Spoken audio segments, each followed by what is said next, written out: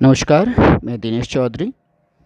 आज हम सीबीएसई कक्षा 9वीं स्पर्श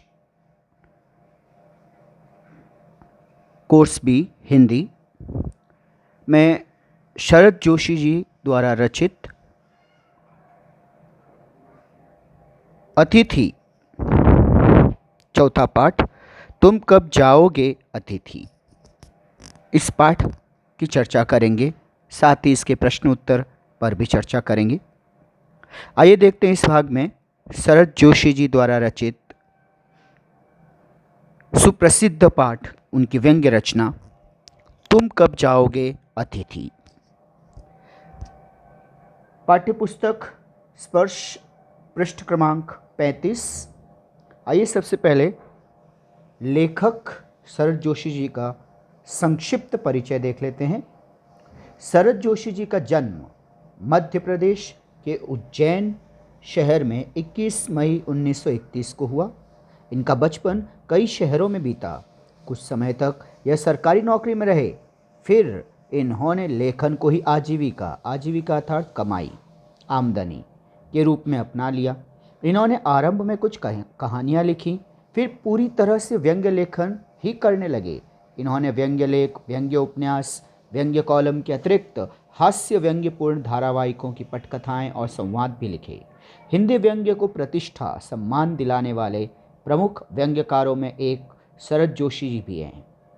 शरद जोशी जी की प्रमुख व्यंग्य कृतियाँ हैं परिक्रमा, किसी बहाने, जीप पर सवार इल्लियाँ, तिलिस्म, रहा किनारे बैठ, दूसरी सतह, प्रतिदिन। 2 व्यंग्य नाटक हैं, अंधों का हाथी और एक था गधा। और एक उपन्यास है मैं केवल मैं उर्फ कमलमुख बीए।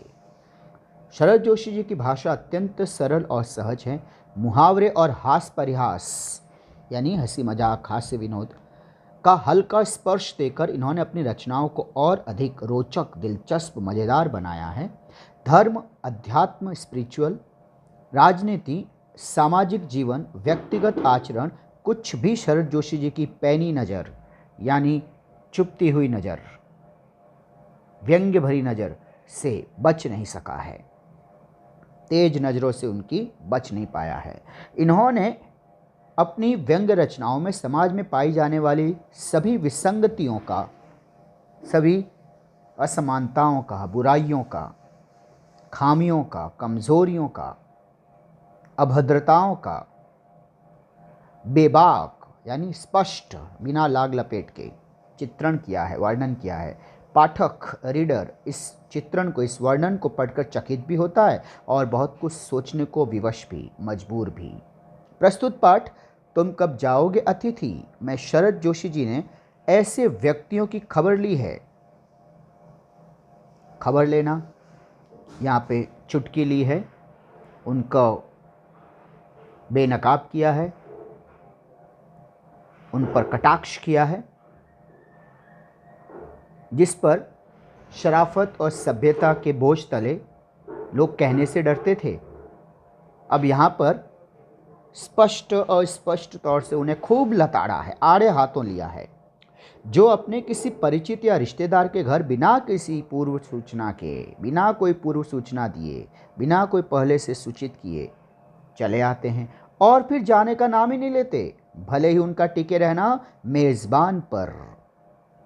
जिसके यहाँ मेहमान बन के गए हैं तो वह मेज़बान पर कितना ही भारी क्यों न पड़ रहा हो।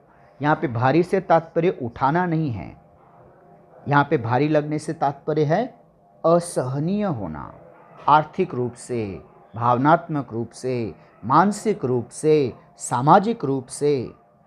अच्छा अतिथि कौन होता है? वह जो पहले से अपने आने की सूचना देकर आए और 1-2 दिन मेहमानी करा के विदा हो जाए, या वह जिसके आगमन यानी आने के बाद मेज़बान वह सब सोचने को विवश हो जाए जो इस पाठ के मेज़बान निरंतर सोचते रहे। आइए देखते हैं पाठ तुम कब जाओगे अतिथि। तुम कब जाओगे अतिथि, आज तुम्हारे आगमन के चतुर्थ दिवस, चतुर्थ चौथा, पर यह प्रश्न बार बार मन में घुमड़ रहा है, तुम कब जाओगे अतिथि? तुम जहां बैठे निसंकोच, बिना किसी झिझक के, बिना किसी संकोच या शर्म के सिगरेट का धुआं फेंक रहे हो, इसके ठीक सामने कैलेंडर भी है, हैं? कमबख्त, देख रहे हो ना? इसकी तारीखें अपनी सीमा में नम्रता से फड़फड़ाती रहती हैं, लेकिन तुम हो कि देख के अनदेखी कर रहे हो। विगत 2 दिनों से, विगत पिछले बीते गुजरे हुए 2 दिनों से मैं तुम्हें दिखाकर तारीखें बदल रहा हूं। अब तो इशारा समझ मेरे भाई। तुम जानते हो, अगर तुम्हें हिसाब लगाना आता है कि यह चौथा दिन है तुम्हारे सतत आतिथ्य का, तुम्हारी लगातार मेहमान नवाजी का, जो तुम मेहमान नवाजी करवा रहे हो हमसे, का चौथा और भारी दिन अब ये असहनीय हो रहा है। पर तुम्हारे जाने की कोई संभावना दूर दूर तक प्रतीत नहीं हो रही है, महसूस नहीं हो रही है। लाखों मील लंबी यात्रा करने के बाद वे दोनों एस्ट्रोनॉट्स भी इतने समय चांद पर नहीं रुके थे जितने समय तुम एक छोटी सी यात्रा करके मेरे घर में आ टिके हो। तुम अपने भारी चरण कमलों की छाप, चरण कमल पैर, पैरों की छाप मेरी ज़मीन पर अंकित कर चुके हो, मेरे घर में आ चुके हो। ऐसे लगता है कि तुम मेरे घर में गढ़ ही चुके हो। तुमने एक अंतरंग निजी संबंध मुझसे स्थापित कर लिया है। अंतरंग निजी संबंध यानी तुम मेरे से बहुत ज़्यादा फैमिलियर हो गए हो, बहुत करीबी हो गए हो, बहुत ही आत्मीय हो गए हो, निजी, व्यक्तिगत, पर्सनल। तुमने मेरी आर्थिक सीमाओं की बैंजनी चट्टान भी देख ली, आर्थिक, फाइनेंशियल, इकोनॉमिक।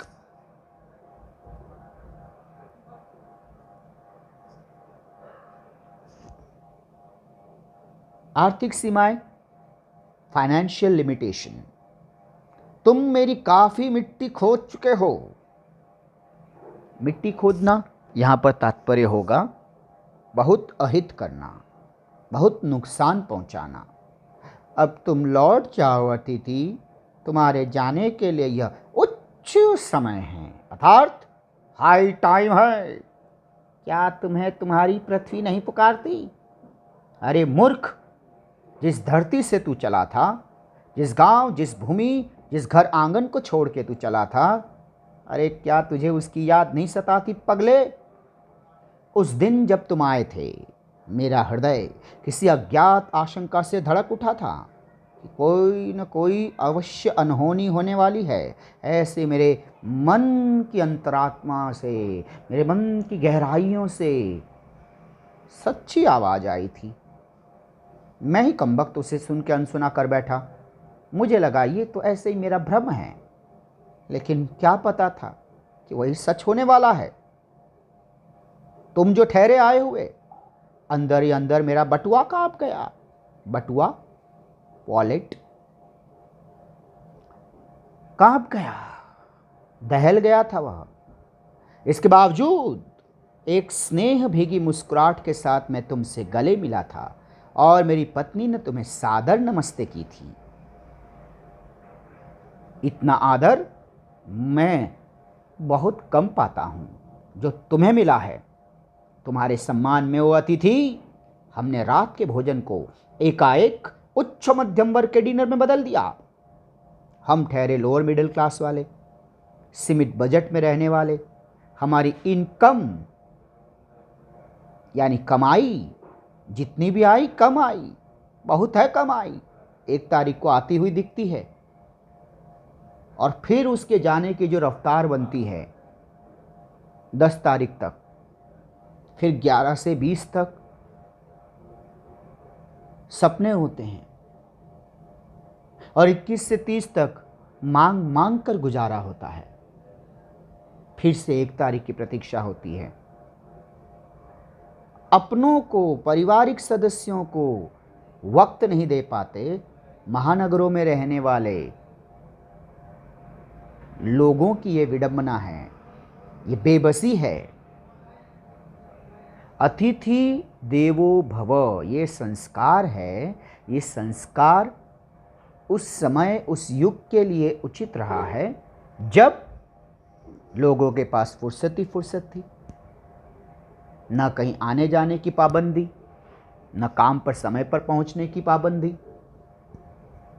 कोई बंदिश नहीं, कोई रुकावट नहीं, कोई आपाधापी नहीं। शांत जीवन, व्यवस्थित जीवन था। लेकिन आधुनिक दौर, जहाँ पर ये संस्कार डगमगा रहे हैं, इनको पालन करने में आत्मा कांप जाती है। ऐसा वातावरण जहाँ पर इंसान घड़ी के कांटे की मानिंद चल रहा है, चल नहीं रहा बल्कि भाग रहा है, हाँप रहा है, हताश है, परेशान है।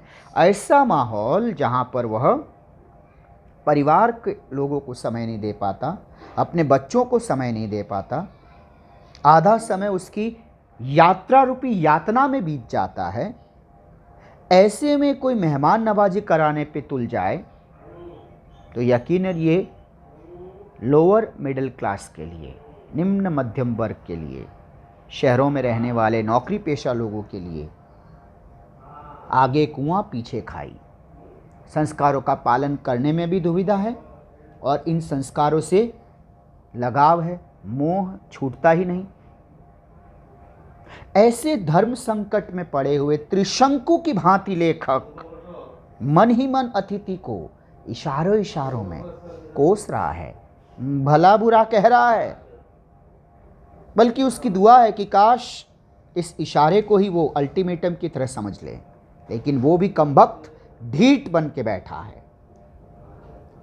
तो हमने रात के भोजन को एकाएक उच्च मध्यम वर्ग के डिनर में बदल दिया। तुम्हें स्मरण होगा कि 2 सब्जियां और रायतों, सब्जियों और रायते के अलावा हमने मीठा भी तो बनाया था।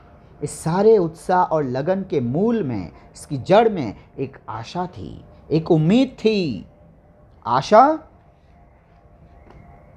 आशा थी कि दूसरे दिन किसी रेल के से एक शानदार मेहमान नवाजी की छाप अपने हृदय में लेकर तुम वापस अपने घर, अपने नगर, अपने गांव चले जाओगे। हम तुमसे रुकने के लिए आग्रह करेंगे, मगर तुम नहीं मानोगे और एक अच्छे अतिथि की तरह चले जाओगे। पर ऐसा नहीं हुआ।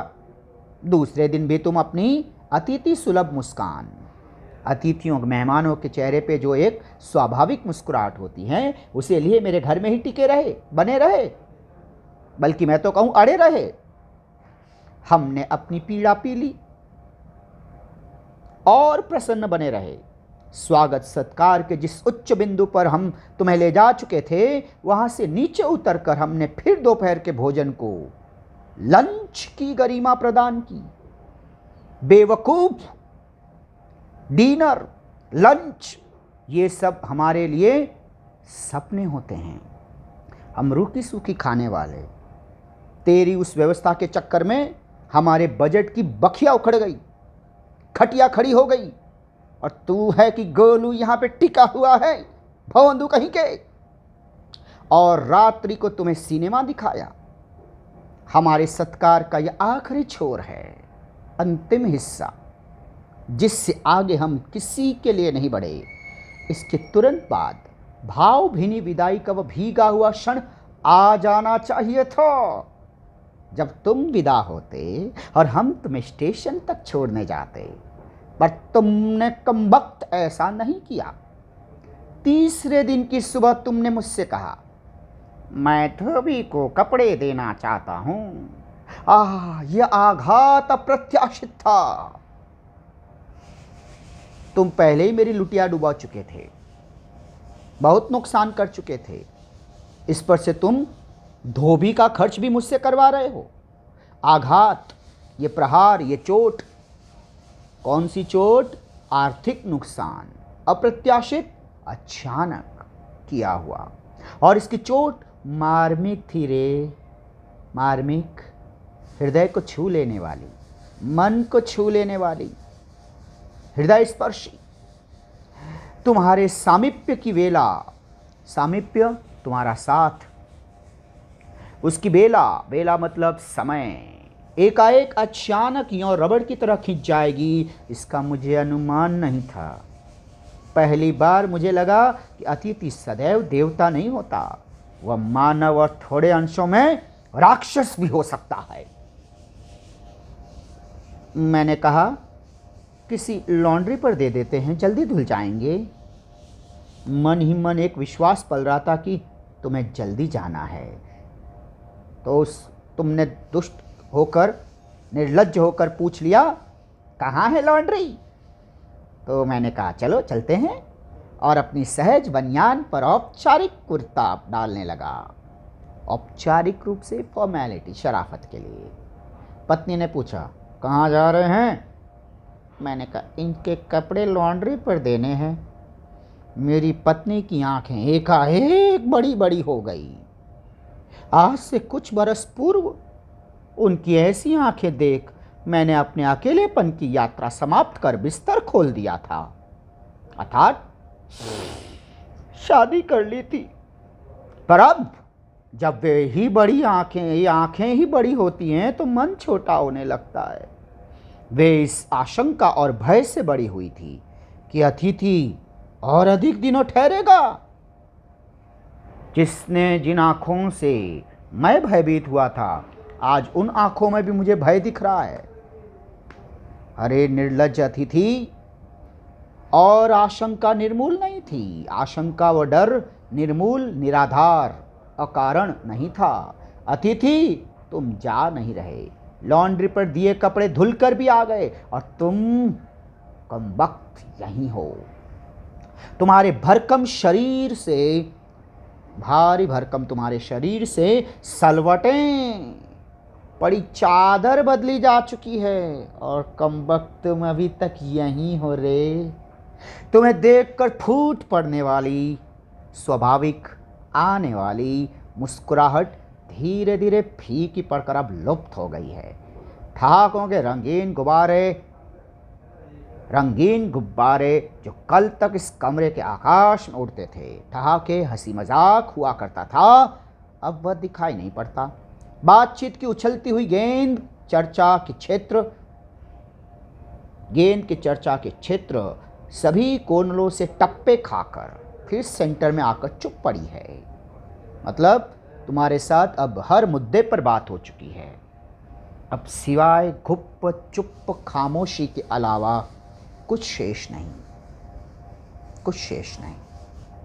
अब इस गेंद को, इस चर्चा रूपी गेंद को, इस बातचीत रूपी गेंद को, इसे न तुम छेड़ रहे हो, उस गेंद को न तुम हिला रहे हो न मैं, यानी न तुम चर्चा कर पा रहे हो न मैं, क्योंकि हमारे सारे विषय, बातें, मुद्दे सब नष्ट हो गए। कल से मैं उपन्यास पढ़ रहा हूँ, नॉवेल, और उपन्यास अपेक्षाकृत बड़े होते हैं। उन्हें पढ़ने में कई दिन लगते हैं, बहुत वक्त लगता है, और तुम फिल्मी पत्रिका के पन्ने पलट रहे हो, चटकारे लेना चाहते हो, कपोल कल्पनाएं करना चाहते हो। शब्दों का लेन देन अब मिट गया हमारे बीच, और चर्चा के विषय चुक गए, यानी नष्ट हो गए, खत्म हो गए। परिवार, बच्चे, नौकरी, फिल्म, राजनीति, रिश्तेदारी, तबादले, ट्रांसफ़र, स्थानांतरण, पुराने दोस्त, परिवार नियोजन, फैमिली प्लानिंग, महंगाई, साहित्य, और यहाँ तक कि आंख मार मार कर हमने अपनी पुरानी प्रेमिकाओं का भी जिक्र कर लिया। और अब एक चुप्पी है, खामोशी है, सौहार्द, मानवीयता, अपनापन। अब शनै शनै, धीरे धीरे बोरियत में रूपांतरित हो रहा है बच्चों। उबाऊ हो रहा है तुम्हारा ठहरना, बोझिल लग रहा है, असहनीय। भावनाएं गालियों का स्वरूप ग्रहण कर रही हैं, और गनीमत है कि वो अभी तक सिर्फ मन में ही आ रही हैं। सोच बच्चों, जबान से अगर मैंने प्रहार करना शुरू किया तो सरहद पार जाके तू ठहरेगा। किसी अदृश्य गोंद से तुम्हारा व्यक्तित्व यहाँ चिपक गया है। अदृश्य, दिखाई न देने वाली गोंद, चिपकाने का लेप, तुम्हारा व्यक्तित्व, पर्सनैलिटी, तुम्हारी शख्सियत यहाँ चिपक गया है। मैं इस भेद को सपरिवार नहीं समझ पा रहा हूँ। सपरिवार, परिवार सहित। बार बार यह प्रश्न उठ रहा है, तुम कब जाओगे अतिथि? कल पत्नी ने धीरे से पूछा था मुझसे। कब तक टिकेंगे ये? मैंने कंधे उचका दिए। मैं क्या कह सकता हूँ? सिंपली आई स्वेयर आई को डोंट नो। मुझे नहीं पता है रे पगली। जैसे तू जानती है, जितना तू जान पाई है उतना ही मैं ही जान पा रहा हूँ। बल्कि शायद मेरी जान ही जाए। मैं क्या जान पाऊँगा इसमें? और पत्नी जी ने कहा, मैं तो आज खिचड़ी बना रही हूँ, हल्की रहेगी। मैंने भी कहा बनाओ। सत्कार, स्वागत की उष्मा, वो गर्माहट, वो गर्मजोशी, वो वार्म वेलकम करने की जो भावना थी, तेरे अड़ियल पने से अतिथि वह समाप्त हो रही थी। डिनर से चले थे, खिचड़ी पर आ गए हैं। अब भी अगर तुम अपने बिस्तर को गोलाकार रूप नहीं प्रदान करते, यानी जाने की तैयारी नहीं करते, तो संभवतः हमें उपवास तक जाना पड़ेगा। तुम्हारे मेरे संबंध एक संक्रमण के दौर से गुजर रहे हैं। बहुत ही नाजुक दौर है। यहाँ पर कभी भी ज्वलंत विस्फोट हो सकता है। यहाँ पर कभी भी तलवारें खिंच सकती है। ये शराफत कभी भी दम तोड़ सकती है पगले। तुम्हारे जाने का यह चरम क्षण है। चरम क्षण, अंतिम क्षण। बच्चू निकल ले, बहुत हो गया है, असहनीय हो रहा है तू। अरे तुम जाओ ना अतिथि, तुम्हें यहाँ अच्छा लग रहा है ना, मैं जानता हूँ। दूसरों के यहाँ हमेशा अच्छा लगता है। अरे अगर बस चलता तो सभी लोग दूसरों के यहीं पर रहते। अरे पर ऐसा नहीं हो सकता ना। अपने घर की महत्ता, उसकी महानता के गीत इसी कारण तो गाए गए हैं। इंग्लिश में घर को होम कहते हैं, और होम को इसी कारण स्वीट होम कहा जाता है पगले। लोग दूसरे के होम को, स्वीटनेस को काटने को न दौड़ें। तुम्हें यहाँ अच्छा लग रहा है, पर सोचो प्रिय, शराफत भी तो कोई चीज़ है रे। और गेट आउट भी एक वाक्य है जो बोला जा सकता है। अपने खर्राटों से एक और रात गुंजायमान करने के बाद, कल जो किरण तुम्हारे बिस्तर पर आएगी वह तुम्हारे यहाँ आगमन के बाद 5वें सूर्य की परिचित किरण होगी। आशा है कि वह तुम्हें चूमेगी और तुम घर लौटने का सम्मानपूर्वक निर्णय ले लोगे। मेरी सहनशीलता की वह अंतिम सुबह होगी। उसके बाद मैं स्टैंड नहीं कर सकूंगा। इसका मतलब मैं सह नहीं पाऊंगा पगले। इससे पहले कि मैं अपनी पे आऊं, तो अपनी इज्जत बनाए रख। चुपचाप सम्मानपूर्वक आया था, सम्मान से तू जा रे। अच्छी यादें लेके जा, मीठी यादें लेके जा, बस तू जा रे। और मैं लड़खड़ा जाऊंगा। मेरे अतिथि, मैं जानता हूँ कि अतिथि देवता होता है, पर आखिर मैं भी तो मनुष्य हूँ। मैं कोई तुम्हारी तरह देवता नहीं। एक देवता और एक मनुष्य अधिक देर तक साथ नहीं रहते। देवता दर्शन देकर लौट जाता है, और तुम भी तो लौट जाओ अतिथि। इसी में तुम्हारा देवत्व सुरक्षित रहेगा। अगर तुम वाकई अतिथि देवो भव, इस परंपरा का पालन, इसका निर्वाह मुझसे भविष्य में भी करवाना चाहते हो, तो खैरियत इसी में है कि चुपचाप इसी वक्त फौरन निकल जाओ। या मनुष्य अपनी वाली पर उतरे उससे पूर्व तुम लौट जाओ रे। उफ, तुम कब जाओगे अतिथि। तो बच्चों, इस तरह से इस पाठ की व्याख्या हमने देखी। इस पाठ की वेदना, लेखक की वेदना, एक आम आदमी की पीड़ा को हमने समझने का प्रयास किया। बच्चों, अगले भाग में हम इसके प्रश्न उत्तर पर चर्चा करेंगे। व्यंग्य बच्चों इसी तरह से होता है, इसमें किसी का नाम लेकर, स्पेसिफिकली किसी का जिक्र करके कभी भी व्यंग्य नहीं किया जाएगा। उससे व्यंग्य की धार कुंद हो जाती है, व्यंग्य प्रभावहीन हो जाता है। इसलिए यहाँ पर सभी सामाजिक, सभी धार्मिक, सभी परंपराओं का विरोध, निषेध नहीं किया गया है, लेकिन वक्त हालात कुछ परंपराएं अवश्य बदलनी चाहिए, बदलना होगा उन्हें। नहीं बदलने पर समाज के भीतर इस तरह की कुंठा पनपती है, इस तरह की छटपटाहट होती है, त्रिशंकु हो जाते हैं लोग कि उनसे न निगल पाते हैं वो इसे, न उगल पाते हैं, न दिल से इनका पालन कर पाते हैं और न ही उसका मोह छूटता है।